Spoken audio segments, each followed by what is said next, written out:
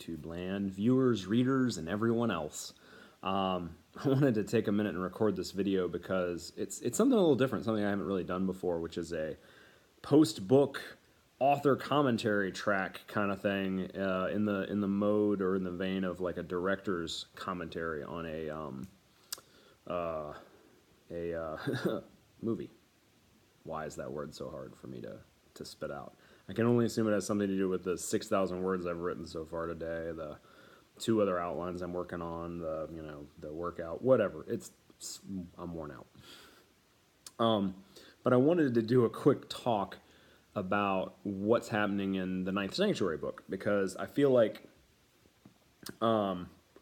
based on my own expectations, my own feelings about stories that have gone in different directions, I wanted to just talk to you as readers directly and not necessarily set those expectations, but maybe give you a little insight on why I do the things I do.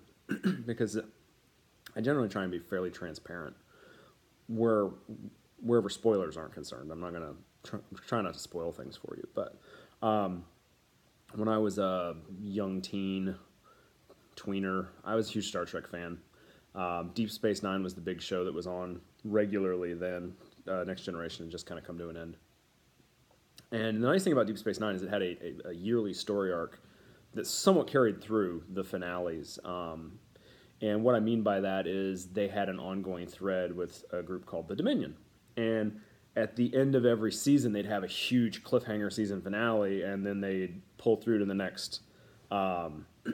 next season opener 3 months later when it aired. And you'd be desperately wanting to watch because you just had to know what happened next. And in a few of the cases, I ended up kind of frustrated, I guess, would be the best way to describe it.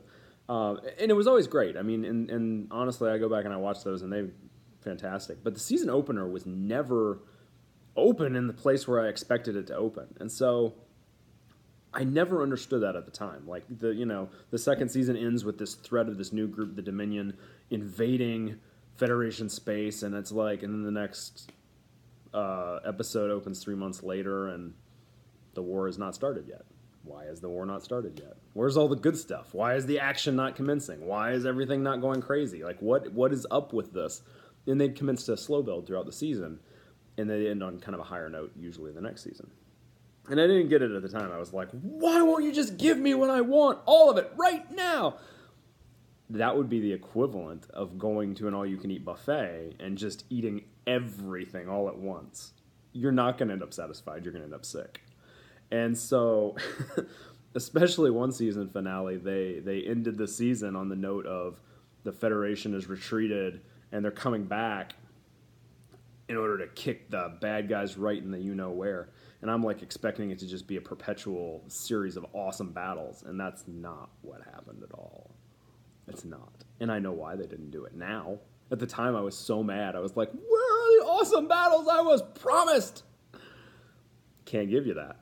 Because it's not awesome if it's just a continuous plane of constant excellence up to the next level. So, what does this have to do with the Sanctuary series?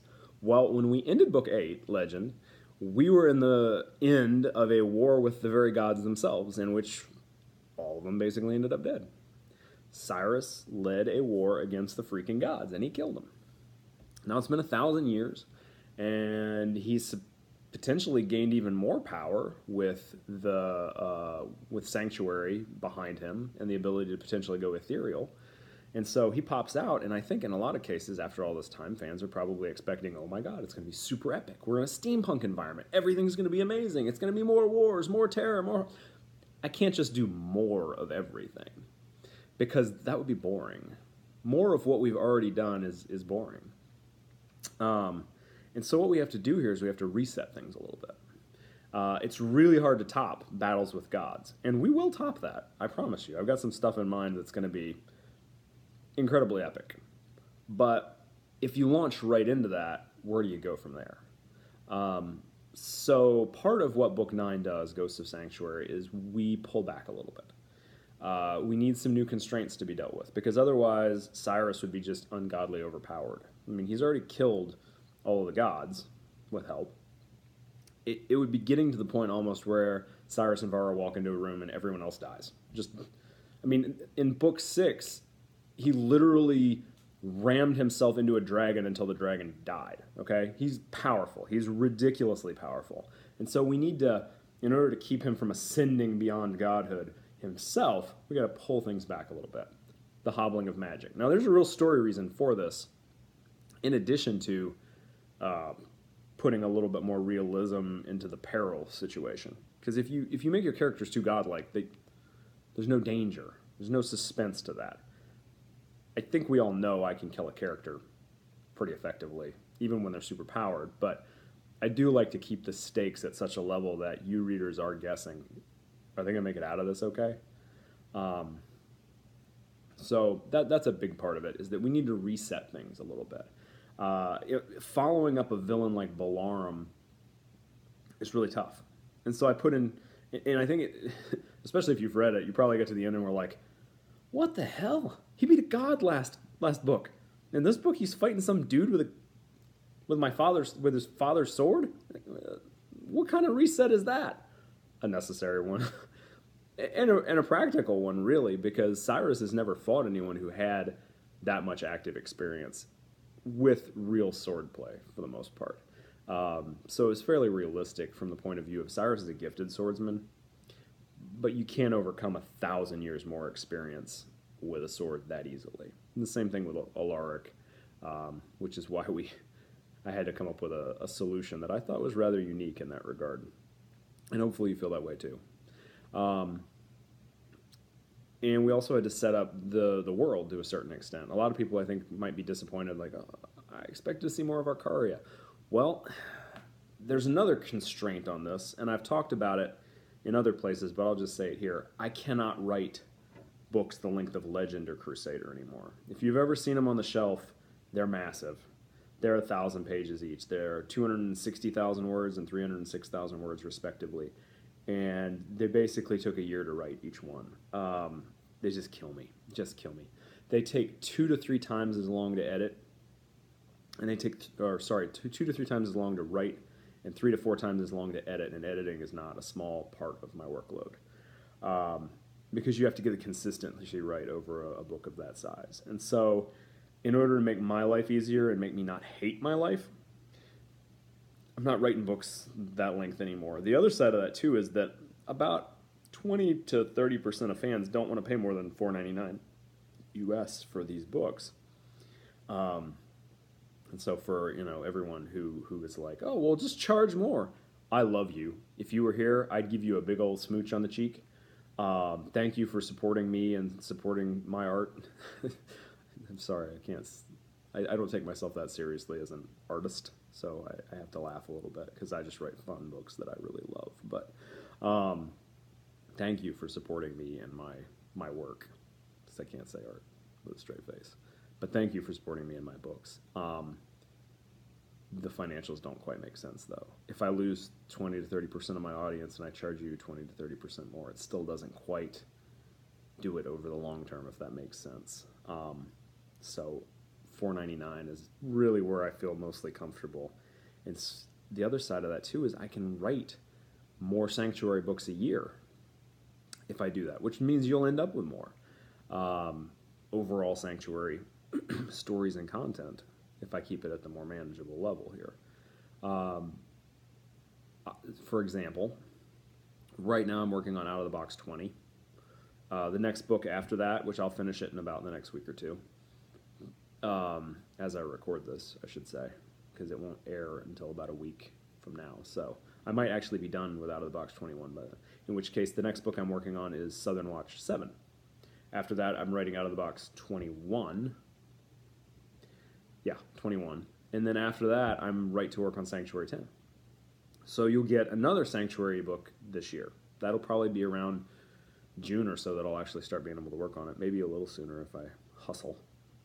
And then if I'm very fortunate, I might be able to squeeze in work on book 11 this year. Now, I've got about a 12-book arc planned out for this next phase of Sanctuary, at which point I'm pretty sure the series will end with book 20. It could conceivably go on, but it's probably going to be the end of that.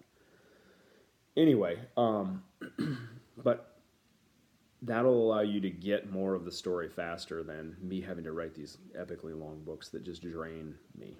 I mean, it took me a year between Champion to get to Crusader. It took me I don't know. I forget. Legend was several months late. Is the point. And so, just to make it easier on all of us, in order to get the story to you faster, that's what we're gonna do. Shorter books in the same size about as Warlord and Champion and Avenger. And there's obviously a lot to do in these future books. But again, couldn't do it all in book one. This is a reset. Coming around, getting to the next phase of the story. I wanted to keep it tight, and I wanted to keep it focused on Reikanos. Where's Reikanos at right now? I promise you. And people are like, oh, it's going to be steampunk. There's going to be so much steampunk. There really wasn't in this one. I mean, there's airships, and you see a few airships, but that's about it. And that was on purpose. Again, you don't want to throw too much into the story. We're going to keep it nice and simple, focus on 3 characters, one new one and 2 old ones, take you through that, reintroduce the world, and then we'll start broadening out the scope from here.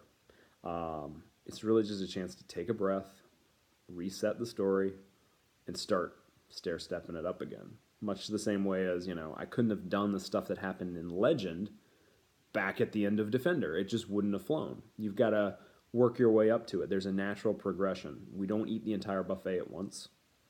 We go in courses. And I promise you, I've got an epic story in mind for where this is going. And it will all be worth it. And there's going to be airships and Scourge, and you'll see the world beyond, and there will be finally a resolution for our big bad as time goes by. And I think you know who it is by now if you finished reading it. Malpraetus.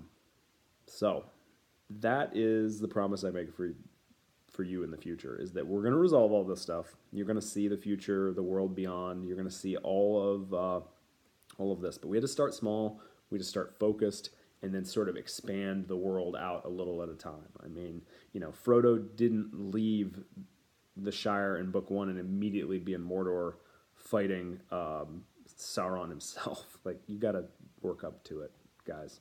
So anyway, just wanted to give you some insight into what I was thinking about this.